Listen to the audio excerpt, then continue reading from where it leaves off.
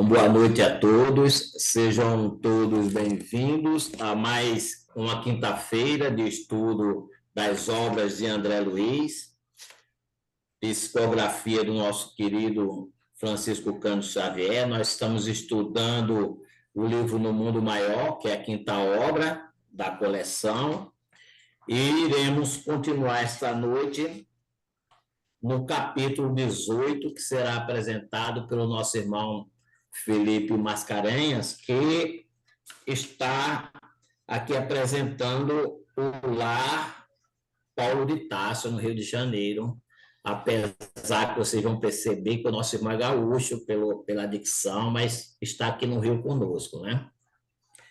Então, na harmonização, nós temos Rita, na prece inicial, Nancy, e na prece final, Brígido. Que nós possamos abrir as nossas mentes, os nossos corações para receber todo o conteúdo que o Felipe trouxe para dividir conosco. Rita, é com você, querida. Boa noite, do livro Minutos de Sabedoria, do Pastorino. A mensagem é 202. A riqueza não depende do dinheiro que você haja acumulado. Quem tem riquezas e não sabe ajudar o próximo é pobre. Quem guarda com avareza os dons que recebeu de Deus é pobre. Quem não sabe dar de si mesmo uma palavra de conforto, um sorriso de encorajamento, é pobre.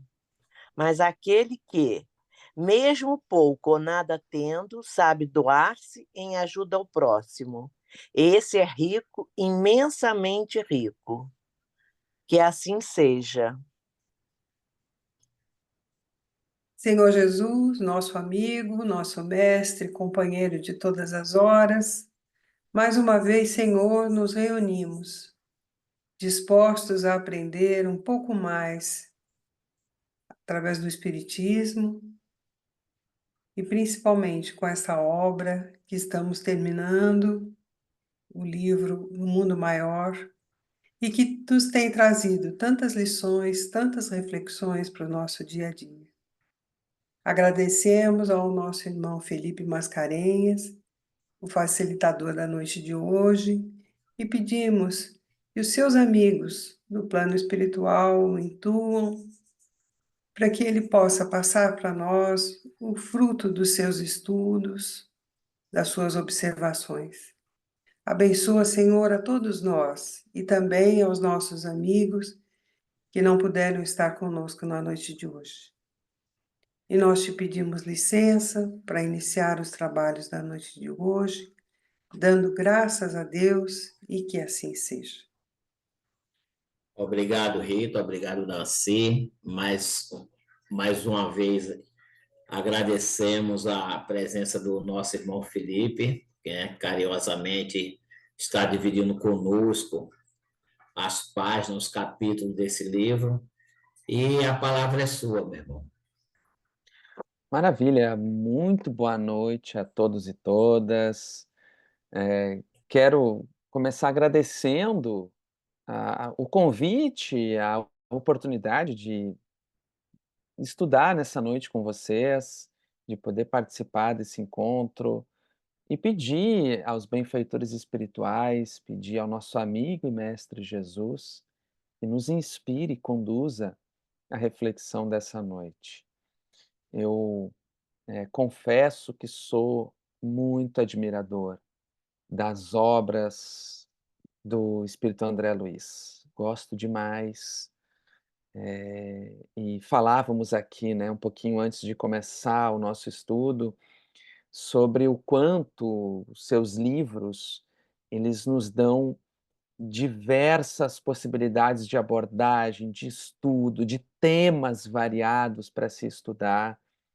Então são obras riquíssimas que, especialmente quando nós estudamos, acompanhamos ali todas as descrições que André nos traz, acompanhados da base kardeciana, da base que a doutrina espírita nos traz, nós ampliamos os horizontes de compreensão das informações que André Luiz nos traz acerca da vida no mundo espiritual, desse entrelaçamento com a vida aqui no plano corporal, né, no plano mais denso da nossa experiência.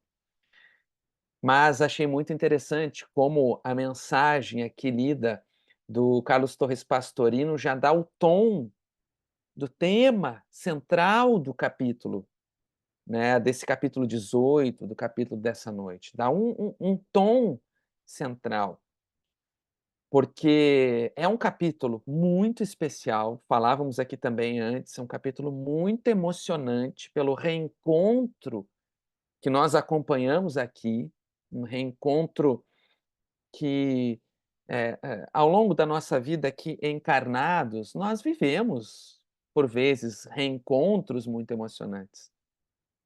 Agora, vivenciar esta experiência como André passaria é realmente um impacto emocionante pelo contexto em si. Mas há outras lições, até chegarmos lá nesse momento do reencontro e refletirmos sobre ele, há lições muito importantes aqui que nos cabe refletir hoje. Eu gostaria de começar lembrando que, para entendermos até o contexto desse capítulo, os gestos que a gente acompanha nesse capítulo, nós não podemos esquecer que nesta obra, no livro No Mundo Maior, André Luiz aborda ou nos relata o estudo que trazem os benfeitores, benfeitor Calderaro e com outros também que ele vai aprendendo, mas especialmente no caso com o Calderaro, este é o livro em que André vai começar a nos falar da casa mental e nos trazer a importância da mente em todos os fenômenos, desde a nossa experiência corporal até a nossa experiência depois, desencarnados, seja como espírito encarnado ou quando nós estamos no estado, de espíritos mesmo, desencarnados.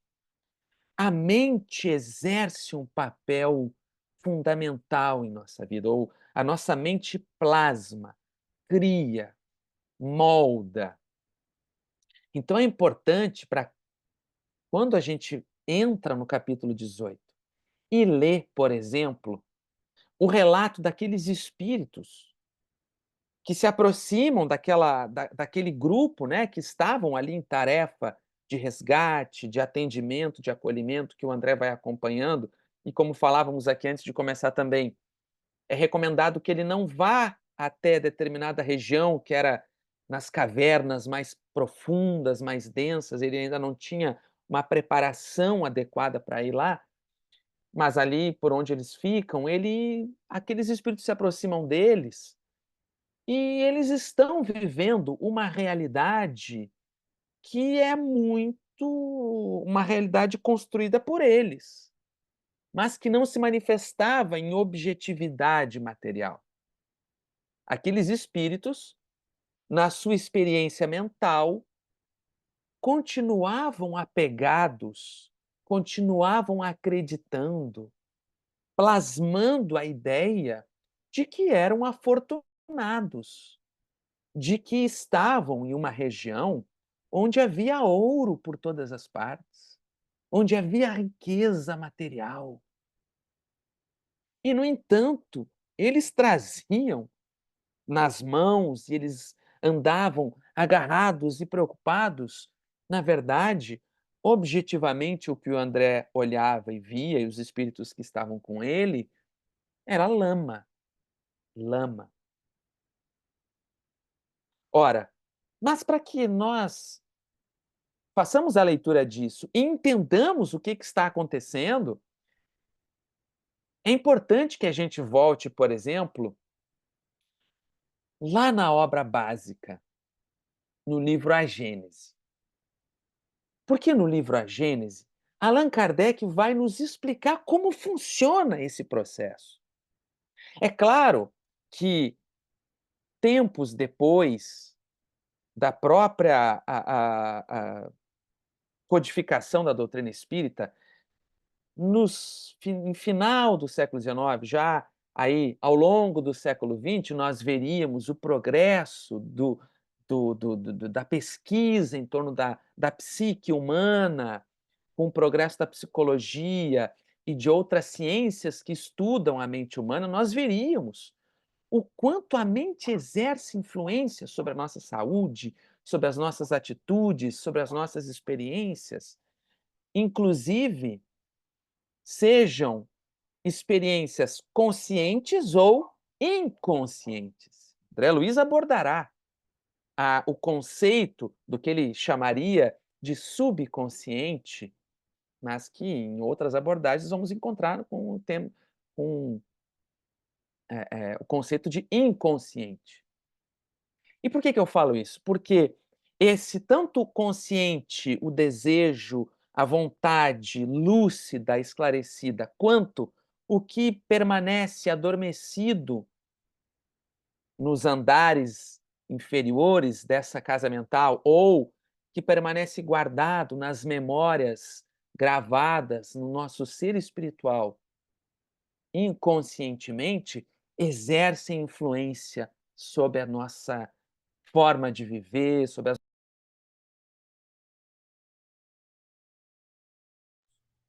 Felipe, seu áudio fechou. Opa, fechou? Em que Isso, momento? agora, Perdeu muita coisa, não? pouca coisa. Foi no momento em que você estava falando do inconsciente, um Ah, pouquinho tá. para frente. Então, esse inconsciente exerce uma influência muito grande em nossas vidas, tanto no direcionamento que nós damos para a nossa vida, como para até mesmo expressando, às vezes, sintomas em nossa vida. Mas, por que procuro chamar atenção para esse ponto? Porque Kardec também falaria disso, lá na Gênese. Então eu queria trazer, antes da gente ir para essa descrição que o André traz, voltarmos um pouquinho no que o Kardec fala lá na Gênese, no capítulo que vai estudar os fluidos. Kardec vai dizer assim no item 13, nós estamos aqui lá na Gênese, então, no estudo sobre os fluidos, Kardec diz o seguinte no item 13: os fluidos espirituais que constituem um dos estados do fluido cósmico universal são, a bem dizer, a atmosfera dos seres espirituais, o elemento de onde eles tiram os materiais sobre que operam, o meio onde ocorrem os fenômenos especiais, perceptíveis à visão e à audição do espírito, mas que escapam aos sentidos carnais, impressionáveis somente à matéria tangível. O meio onde se forma a luz peculiar ao mundo espiritual é diferente, né, pela causa e pelos efeitos da luz ordinária. Finalmente, o veículo do pensamento, como o ar é do som. Aí Kardec vai dizer assim: os espíritos atuam sobre os fluidos espirituais, não manipulando-os como nós, seres humanos encarnados, manipulamos os gases, mas empregando o pensamento e a vontade. Para os espíritos, o pensamento e a vontade são o que é a mão para o homem. Pelo pensamento, eles imprimem àquele fluidos tal ou qual direção, os aglomeram, combinam ou dispersam, organizam com eles conjuntos que apresentam uma aparência, isso é importante. Apresentam uma aparência, uma forma, uma coloração determinada. Mudam-lhes as propriedades, como um químico muda a dos gases ou de outros corpos, combinando-os segundo certas leis. É a grande oficina ou laboratório da vida espiritual. Aí vem um ponto importante.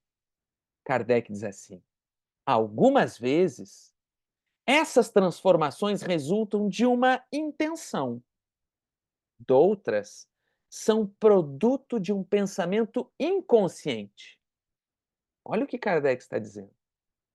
está gravado naquele inconsciente nosso, ou que o André fala lá no começo do livro sobre a casa mental também, e a criatura, às vezes, sem se dar conta, produz, modifica aquele fluido, dá-lhe uma cor, uma forma, até mesmo um cheiro característico. Basta que o espírito pense uma coisa para que esta se produza, como basta que modele uma área para que esta repercuta na atmosfera.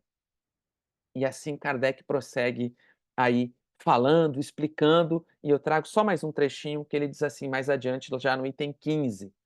Há mais, há ainda mais. Criando imagens fluídicas, o pensamento se reflete no envoltório perispirítico como num espelho. Toma nele corpo e aí, de certo modo, se fotografa. Tenha um homem, por exemplo, a ideia de matar a outro, embora o corpo material se lhe conserve impassível, seu corpo fluídico é posto em ação pelo pensamento e reproduz todos os matizes deste último. Enfim, aí Kardec prossegue aqui explicando sobre como o nosso pensamento, seja ele consciente ou inconsciente, com uma intenção determinada ou mesmo inconscientemente, ele molda, plasma. E o que nós vemos no capítulo 18 são espíritos que permaneciam com a mente cristalizada nos processos de acumular riquezas materiais a todo custo. Custe o que custar. E André começa a ouvir, por exemplo, o esclarecimento de Calderaro sobre aqueles espíritos e por que que eles acreditavam que estavam num lugar repleto de ouro, quando havia ali lama. E eles se agarravam à lama como quem se agarra a algo precioso, inestimável. E aí Calderaro começa a explicar dos processos mentais que eles acalentaram ao longo de toda a sua reencarnação anterior. Do quanto trapacearam na vida. Não se trata de uma acumulação de riqueza feita de maneira honesta, com trabalho digno, dividindo também com a sociedade, dando oportunidade para outras pessoas. Não, não é disso que se trata. Fica muito claro que aqueles companheiros que se aproximaram cultivaram uma vida de corrupção, de pensar de maneira exclusivamente em si, de não titubear no momento de passar o outro para trás, de enganar para ter mais e mais riquezas. As consequências na vida espiritual era perceptível agora. Criaram para si um mundo ilusório, perderam uma oportunidade valiosa de passar pela Terra vivendo uma experiência conscientes da responsabilidade que nos cabe a cada um na experiência reencarnatória, apenas acreditando que a vida fosse um jogo constante, uma disputa permanente, onde vence o mais forte, onde vence aquele que acumula mais, aquele que ganha mais. E agora colhiam os resultados dessa atitude, dessa vida mental cultivada. Trago aqui um pequeno destaque que o benfeitor faz. Um deles dizia assim, um dos companheiros que viviam nessa ilusão, dizia assim: mas todo este ouro que temos conosco permanece aí à mercê dos ladrões, nesta miserável charneca. Imprescindível é ganharmos o caminho de volta, isso aqui assombraria qualquer. Então, vejamos, eles percebem que o local onde eles estão é um local obscuro, que gera medo neles, mas eles acreditam que estão com ouro.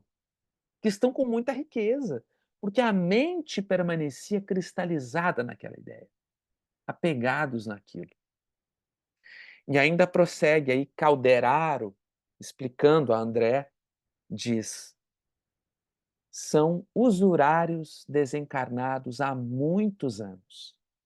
Então, aqueles companheiros, há anos e anos permaneciam de mente cristalizada e acorrentados àquela experiência. Desceram, diz Calderaro, a tão profundo grau de apego à fortuna material transitória que se tornaram ineptos ao equilíbrio na zona mental do trabalho digno. Vejamos só. Eles sequer cogitam a hipótese de algo fazer, de trabalhar, né? De botar mãos à obra num trabalho digno, porque a mente permanecia cristalizada nas ideias de ganhar vantagem sobre o outro, de passar para trás, de explorar o trabalho do outro, de acumular em cima da exploração de alguém. E prossegue Calderaro dizendo: na crosta da terra não enxergavam meios de se ampararem com a ambição moderada e nobre, nem reparavam nos métodos de que usaram para atingir os fins egoísticos. Vejamos, sequer pensavam que aquele método poderia estar equivocado. Não. Sabe aquela ideia de que vale tudo para ganhar dinheiro? A vida é uma guerra e nós estamos lutando uns contra os outros? É, é com essa mentalidade que esses companheiros aqui viveram e construíram um mundo de ilusão. Passaram pela Terra vivendo nessa ilusão e agora viviam imersos nesse lodo, acreditando que ele era algo valiosíssimo. Calderaro diz ainda: menosprezavam direitos alheios e escarneciam das aflições dos outros. Ah, o outro está sofrendo porque eu passei ele para trás. O problema é dele. O mundo é dos fortes, o mundo é dos espertos. Ah, será? Armavam verdadeiras ciladas a companheiros incautos no propósito de sugar-lhes as economias, locupletando-se à custa da ingenuidade e da cega confiança. Quantos há assim pelo mundo? Que utilizam-se da ingenuidade de uns, até mesmo da ambição de outros, mas que utilizam da sua inteligência, da sua capacidade, às vezes, de oratória, de conhecimento, de inteligência para manipular os outros, para enganar, para sugar as economias. Tantos sofrimentos difundiram com as suas irrefletidas ações que a matéria mental das vítimas, olha que interessante, olha que importante isso. A matéria mental das vítimas, em maléficas emissões de vingança e de maldição, lhes impôs etérea couraça ao campo das ideias. Olha isso. A quantidade de pessoas que foram lesadas por aqueles companheiros irradiavam pensamentos. E esses pensamentos, transformando o fluido, impulsionando-os na direção daqueles companheiros, diz André, diz, aliás, Calderaro, explicando a André, impôs aos companheiros uma couraça. E eles ali permaneciam ainda mais apegados àquela ideia, àquela ilusão. Vejamos como é muito sério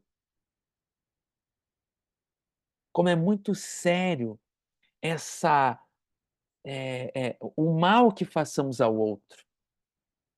Cultivar uma vida em que se busca um determinado fim e não importam os meios para se chegar lá. viviam agora as consequências de uma vida durante a reencarnação, em que não pensaram no grande e sublime objetivo da vida,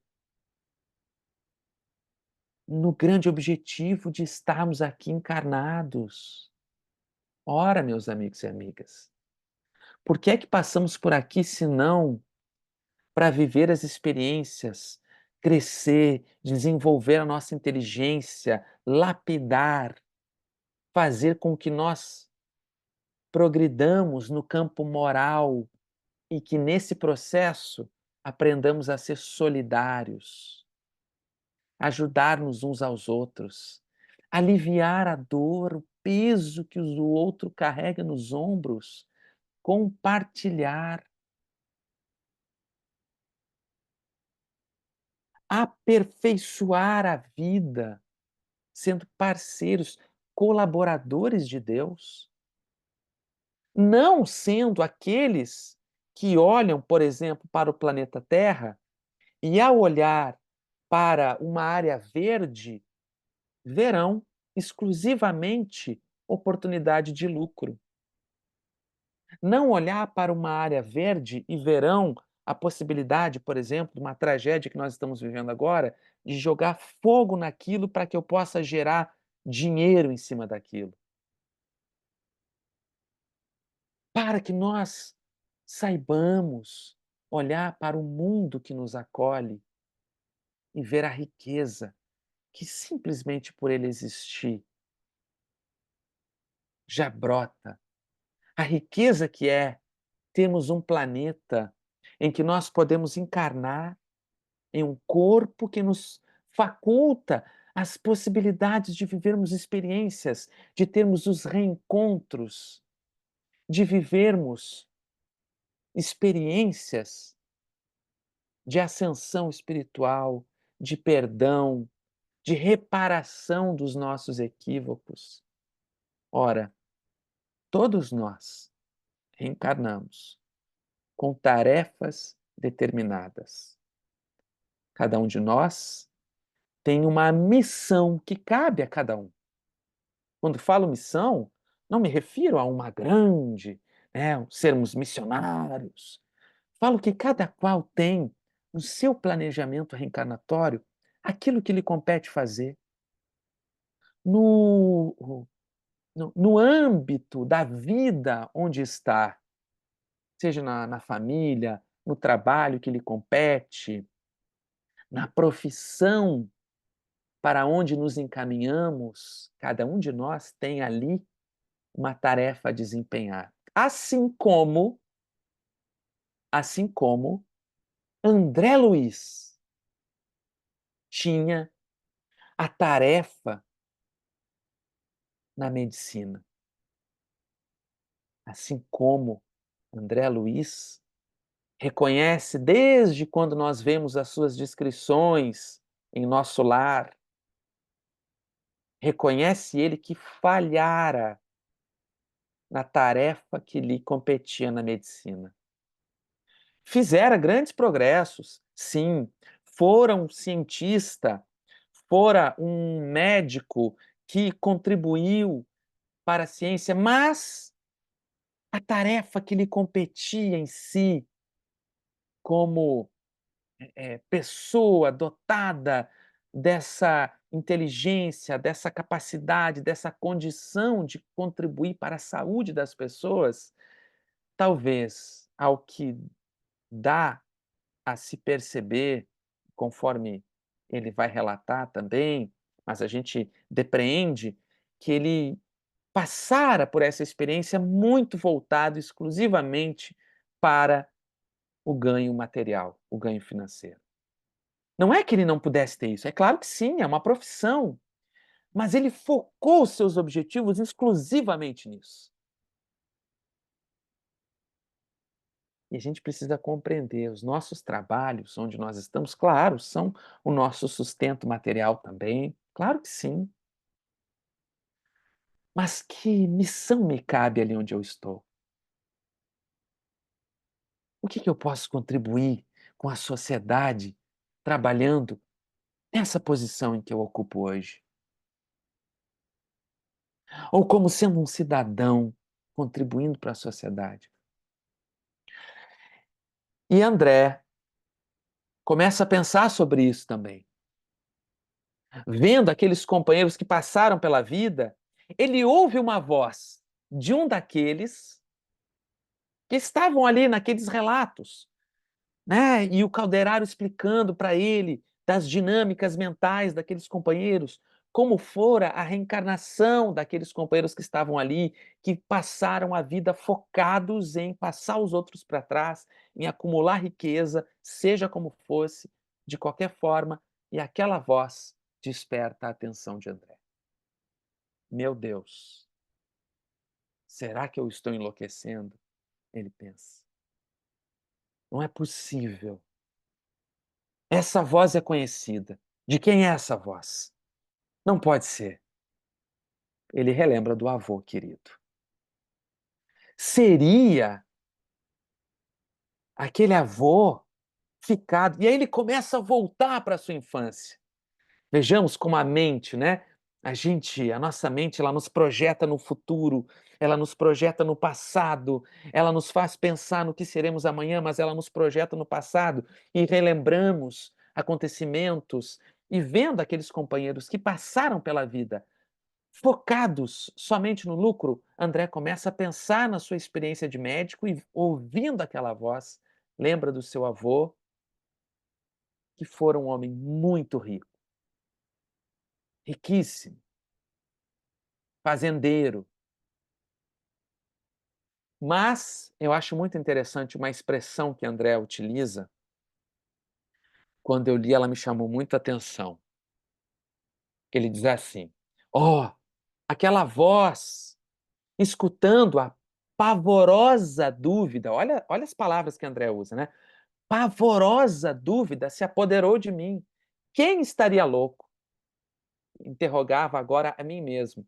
Aquele velho ou eu? Aquele companheiro ali se expressava, né, como se tivesse idade no corpo físico avançada, ou eu? Fixei-lhe os traços. Oh, seria possível? Aquele espírito desventurado recordava o meu avô paterno Cláudio, meus amigos e amigas. Se fosse com a gente. Que emoções, não é? A gente pensar agora que eu fico aqui, confesso que quando eu estava relendo o capítulo, me lembrei do meu avô materno, do meu avô paterno, lembrei com muito carinho dos dois que já estão no plano espiritual já há uns bons anos.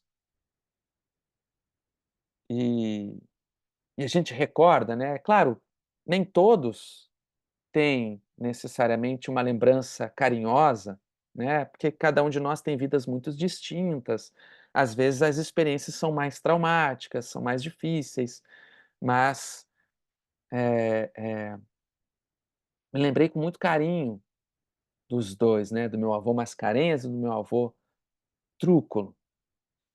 E fiquei imaginando o André nesse momento, né, perceber e vislumbrar a hipótese de que um coração tão querido estivesse mergulhado numa ilusão e há tantos anos num sofrimento daqueles. E aí uma dor trespassa o coração de André, né. E aí ele diz assim: "Afeiçoara-se a mim", ele diz, "Cláudio, seu avô, afeiçoara-se a mim desde os meus mais tenros anos". Aí essa palavra que me chamou a atenção, de trato glacial com os outros. Ele está dizendo o seguinte: o meu avô Cláudio era uma pessoa muito fria com os outros. Devia ser aquelas pessoas, né, mais quietas, né, aquelas pessoas que são sempre sérias, muito sisudas. É, pessoas, quantas pessoas, né, que não não são dadas a expressar afetividade, a expressar carinho, são pessoas que têm tiveram uma criação, tiveram uma história, que acabaram ficando assim, né, mais quietas, mais sisudas, não expressam tanto a sentimentalidade, mas o André diz: "Comigo não, eu era o menino dos olhos", né. Quantas pessoas não há assim? A pessoa é sisuda, é mais retraída, é quieta, mas aí surge uma criança, e a pessoa se abre para aquela criança, né, e cria um vínculo especial. André era assim com o avô Cláudio. Ele diz: "De trato glacial com os outros, afagava-me vastas vezes", ele fazia carinho em mim, acariciando minha cabeleira. Olha, aí a gente vai sendo envolvido pelo sentimento. Imaginem a situação para o André. Se preparou para estar ali. A gente estava falando isso aqui antes de começar o estudo, né. André fez toda uma preparação. Quando a gente chega aqui no livro No Mundo Maior, ele já passou por várias experiências nos livros anteriores, né. Ele já viveu Ele já está aqui um espírito mais maduro desde que ele chegou a nosso lar. Já passou por vários cursos de aprendizado, experiências de resgate, de aprendizado, e agora ele está já mais pronto para aquele momento. Mas a situação tocava diretamente ao seu coração. E aí ele diz: "Seus olhos fulguravam quando pousados nos meus, e minha mãe sempre afirmava que só em minha companhia ele se acalmava nas crises nervosas que lhe precederam o fim. Quando prestes a desencarnar, ele se acalmava somente quando André chegava. Por que será que a sabedoria divina proporciona um reencontro desses? Vejamos. Quando encarnado, era só na presença de André que ele se acalmava. E agora, naquela experiência dolorosa há anos e anos na vida espiritual, a vida reaproximava os dois. Mas há um ponto importante. Cláudio começava a perceber que o que eles estavam vivendo era uma ilusão. A mente começava a dar indícios, algo de lucidez começava a lampejar na mente de Cláudio. E ele começou a pensar: meu Deus, será que a gente está vivendo um pesadelo? Será que isso aqui é real? Não é possível que a gente esteja há tantos anos vivendo isso. O que está acontecendo? Então, é como que uma pequena janela que se abre. É como que uma brecha que dá a oportunidade do espírito poder esclarecer o companheiro, que possibilita que ele possa ser resgatado dali. Vejamos, lá no começo do livro, eu separei aqui também um pequeno parágrafo do começo do livro, no capítulo 4, capítulo 3, sobre a casa mental, e o capítulo 4, estudando o cérebro. Calderaro prossegue com André Luiz, explicando a ele, e o Calderaro diz assim: todos os homens conservam tendências e faculdades que quase equivalem à efetiva lembrança do passado. E nem todos, ao atravessarem o sepulcro, podem readquirir repentinamente o patrimônio de suas reminiscências. Quem demasiado se materialize, demorando-se em baixo padrão vibratório no campo de matéria densa, não pode reacender de pronto a luz da memória. Despenderá tempo a desfazer-se dos pesados envoltórios a que, inadvertidamente, se prendeu. Dentro da luta humana, também é indispensável que os neurônios se façam de luvas, mais ou menos espessas, a fim de que o fluxo das recordações não modere o esforço da alma encarnada, empenhada em nobres objetivos de evolução ou resgate, aprimoramento ou mistério sublime. E aí ele diz assim: Importa reconhecer, porém, que a nossa mente aqui, tá falando no plano espiritual, age no organismo perispirítico com poderes muito mais extensos, fora do corpo físico, né? É mais intenso o que se desdobra, mercê da singular natureza e elasticidade da matéria que presentemente nos define a forma. Isto, contudo, em nossos círculos de ação, não nos evita as manifestações grosseiras, as quedas lastimáveis, as doenças complexas, porque a mente, o senhor do corpo, mesmo aqui, é acessível ao vício, ao relaxamento e às paixões arruinantes. Então, aqui o Calderaro coloca o André diante dessa realidade, dessa explicação. Então, foi preciso que o curso do tempo facultasse que Cláudio fosse se desvencilhando aos poucos daquelas nuvens fluídicas que o envolviam, como que quebrando a casca para que ele pudesse despertar daquela ilusão. E aí, ele diz assim, o André, prosseguindo na sua reflexão, não me lembrava da história dele, de Cláudio. Não lembrava de particularidades especiais, entretanto, não ignorava que fizera considerável fortuna em ágios escandalosos, curtindo espinhosa velhice pelo excessivo apego ao dinheiro. Conturbara-se nos tempos últimos do corpo e via delatores em toda parte, talvez até alguns espíritos que desencarnados já cobrassem os males que ele houvera feito. E mesmo os fantasmas da própria mente, da consciência culpada, cobrando pelo mal feito a tantos e tantos. No final da encarnação, perdera algo da lucidez. Então, diz André, num átimo veio-me à memória seu decesso, o dia da sua desencarnação. Trouxeram-me do colégio onde fazia o curso primário, secundário, para beijar-lhe as mãos frias pela última vez. Olha que coisa impressionante. Nunca me esqueci de sua impressionante máscara cadavérica. As mãos encurvadas sobre o peito pareciam guardarem ciosamente algum tesouro oculto e nos olhos vítreos, que mãos piedosas não conseguiram cerrar, vagueava o pavor do ignoto, como se acometessem trágicas visões do além, para onde fora arrebatado a contragosto.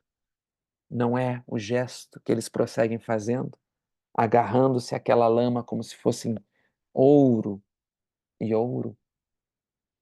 Imprimiu na máscara fisionômica, no rosto, nas mãos, o gesto mental, o impulso mental de guardar, de conservar algo que fica quando partimos para o mundo espiritual. Levamos o que construímos no ser espiritual. As experiências vividas, os laços de afeto cultivados, o bem realizado, como o mal também feito. Levamos conosco.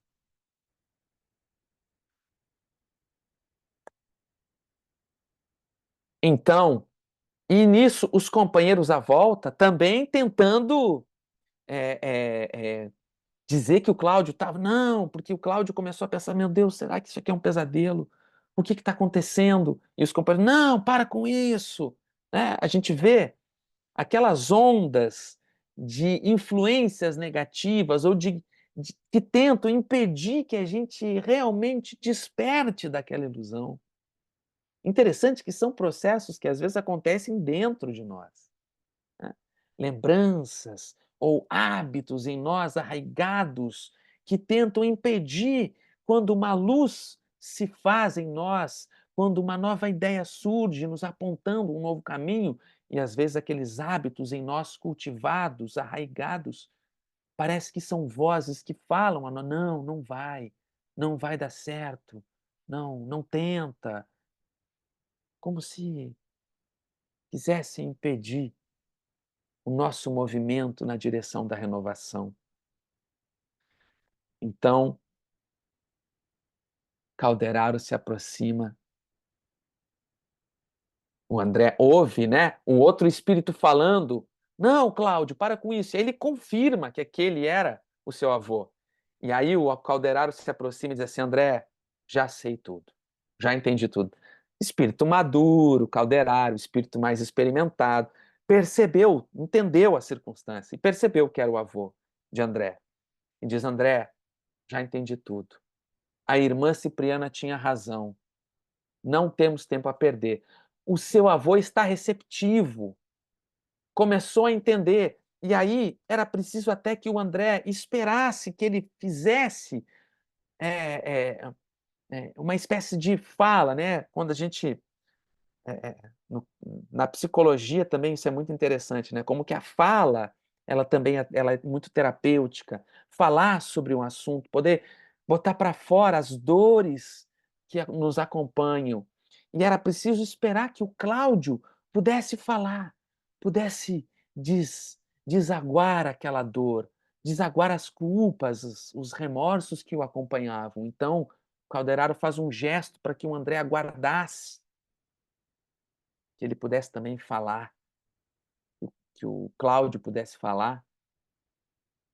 E ele então começa, né, e aí o André diz: "Meu amigo, sois Cláudio M", ele não coloca o sobrenome para a gente não descobrir, né, quem era, "antigo fazendeiro das vizinhanças de V".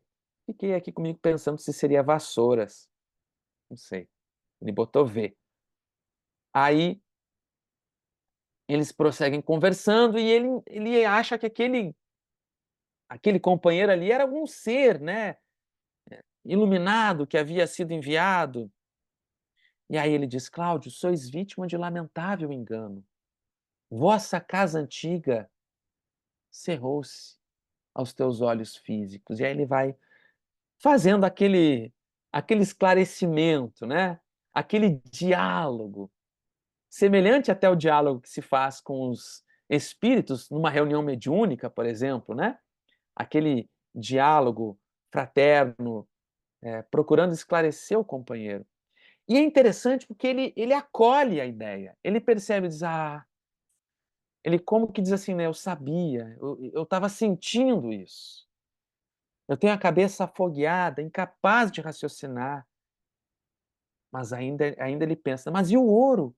E esse ouro todo?" Aí ele fala assim: "Meu amigo, olha para as tuas mãos, o que você tem aí é lama, não é ouro". E lentamente Cláudio vai começando a despertar, vai percebendo. E aí, meus amigos, aí vem realmente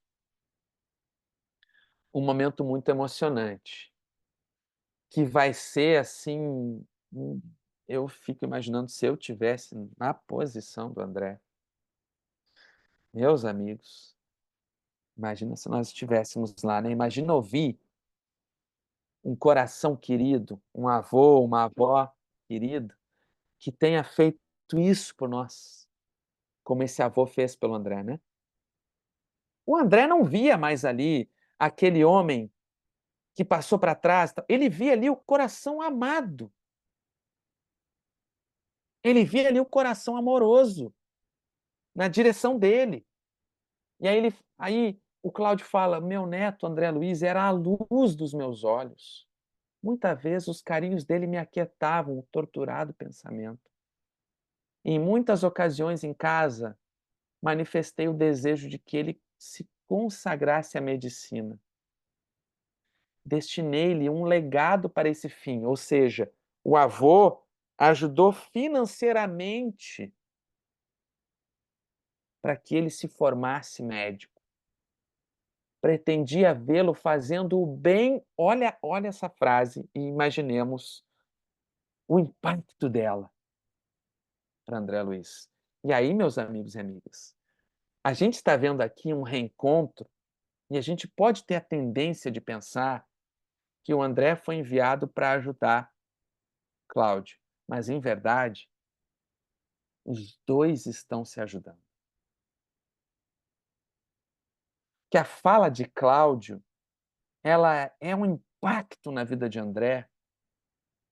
Imaginemos para alguém que recebe esse impacto num próximo planejamento reencarnatório, numa próxima experiência, lembrar e pensar: meu Deus do céu, eu nunca mais não posso perder, desperdiçar uma oportunidade valiosa. A inspiração que alguém colocou, dedicou para que eu pudesse estar onde cheguei. E aí ele diz: pretendia vê-lo fazendo o bem que eu, homem ignorante, não soubera praticar.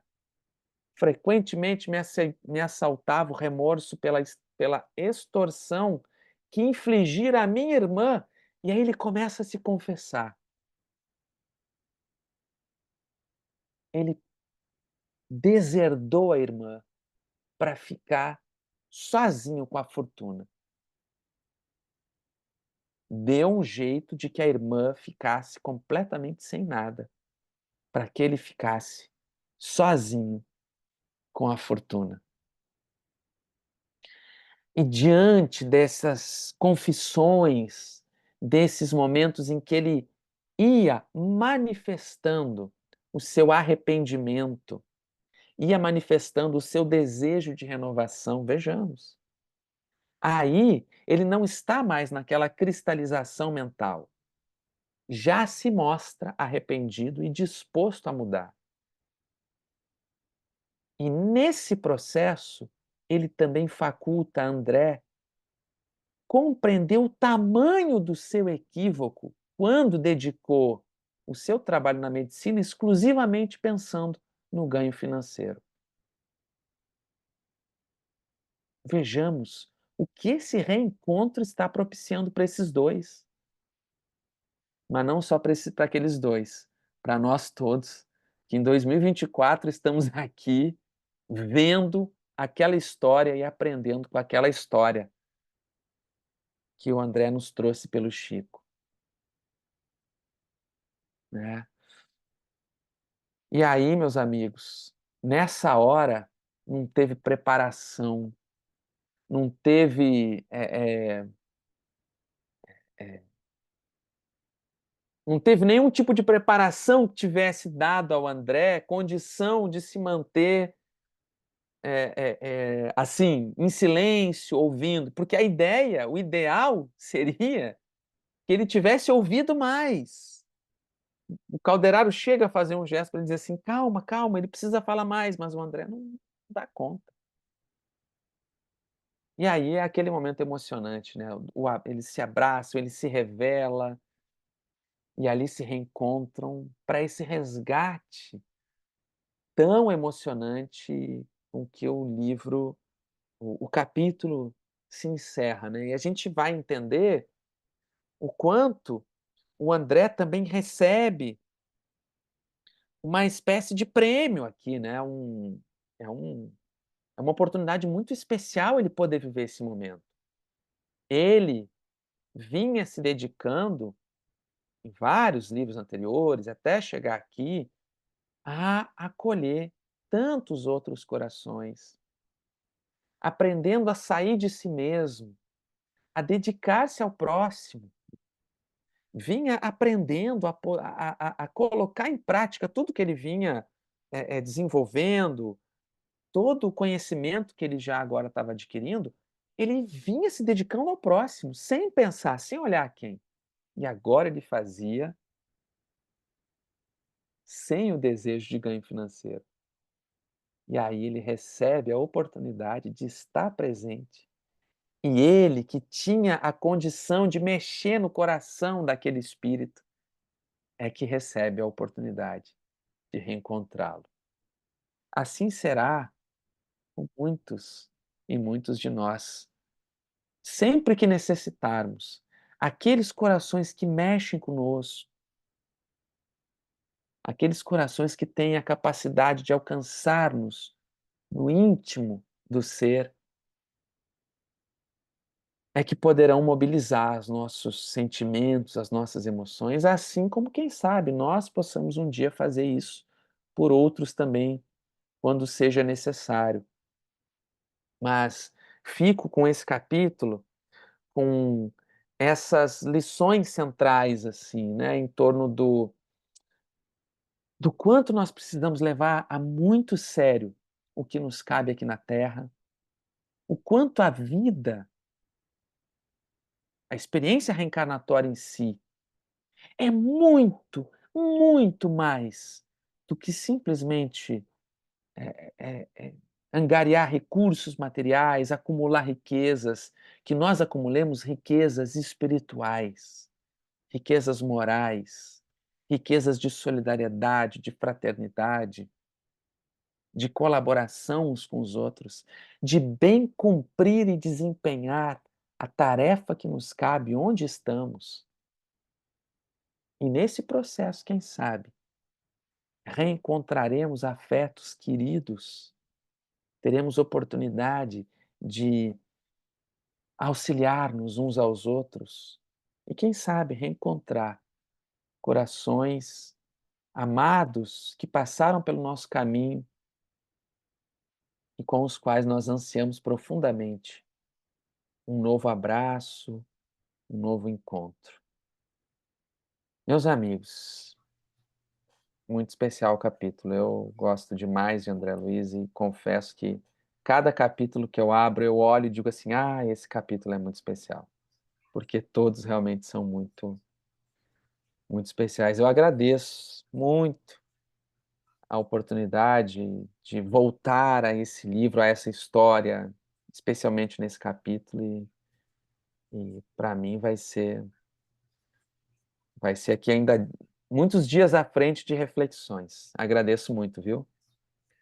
Nós que agradecemos a você, Felipe, pelo seu estudo, pelo esclarecimento que você trouxe para cada um de nós e que você esteja à vontade quando quiser vir a Friburgo, quando você retornar do Sul, tiver aí, marcar um dia, tá na nossa casa para apresentar um estudo para a gente, tá bom?